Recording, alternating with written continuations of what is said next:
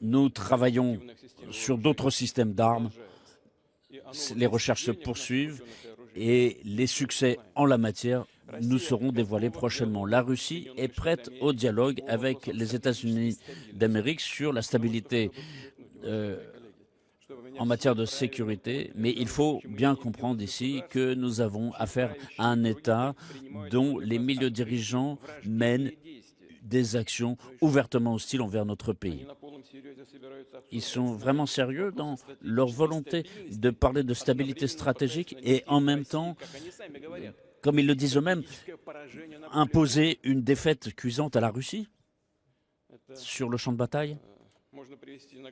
On peut donner un exemple de cette hypocrisie. Récemment, on entend de plus en plus parler d'accusations directes envers la Russie en disant qu'elle veut déployer des armes nucléaires dans l'espace. Ce mensonge, c'est un mensonge, est lancé exprès pour nous forcer à des discussions exclusivement avec les États-Unis. Et il bloque toutes les initiatives que nous avons lancées déjà depuis plus de 15 ans, notamment sur l'accord justement interdisant le déploiement d'armes nucléaires dans l'espace.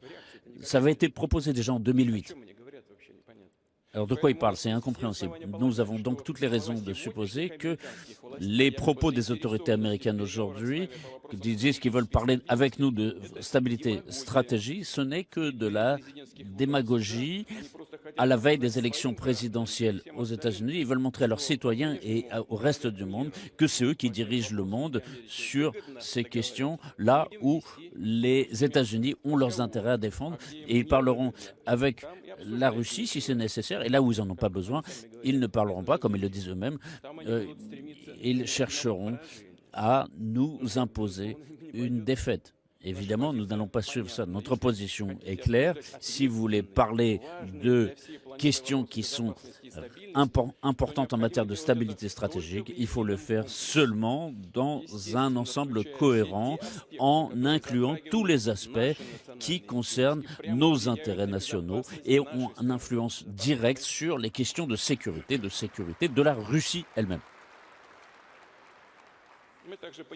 Nous comprenons également que les pays occidentaux cherchent à nous lancer, à nous entraîner dans la course aux armements, ce qu'ils avaient réussi dans les années 80 face à l'Union soviétique. Je vous rappelle que dans les années 1980-1985, la défense était 13% du PIB et notre objectif est de faire en sorte de développer notre secteur de la défense, mais le développer en matière de recherche scientifique, en matière industrielle, de façon la plus rationnelle possible dans la gestion des ressources pour assurer une économie efficace de nos forces de défense.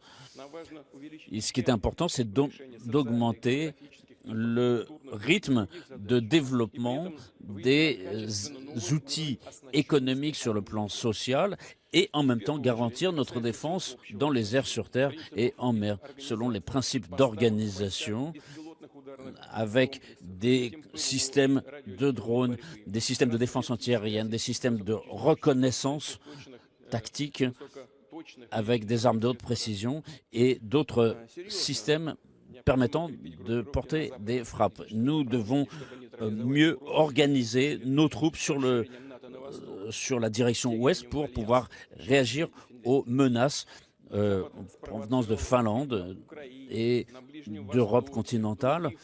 Dans les autres régions du monde, les États-Unis continuent à mentir en semant des conflits partout.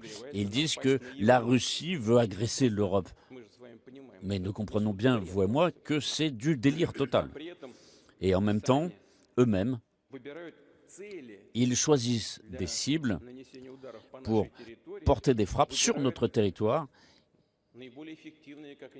Ils sélectionnent les moyens les plus efficaces, selon eux.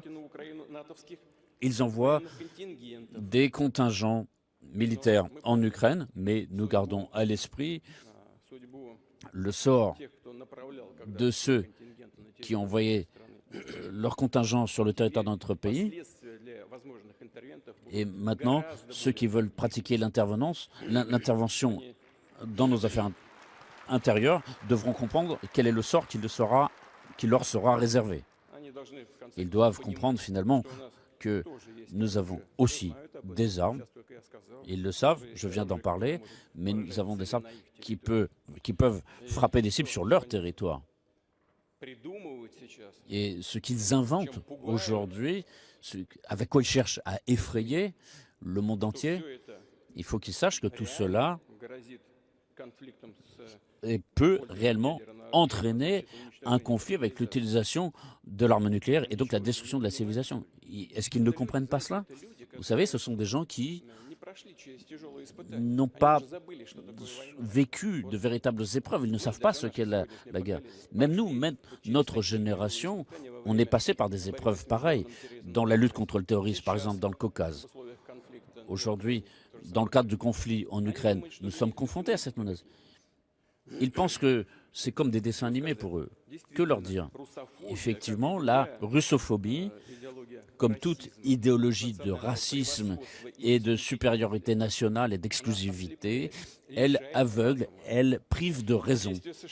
Les agissements des États-Unis et de leurs satellites ont provoqué la destruction du système de défense et de sécurité européen. Cela concerne tout le monde. Et ici, ils ont tout cassé. Il est difficile maintenant, dans un avenir proche, de pouvoir restaurer un système d'indivisibilité de la sécurité.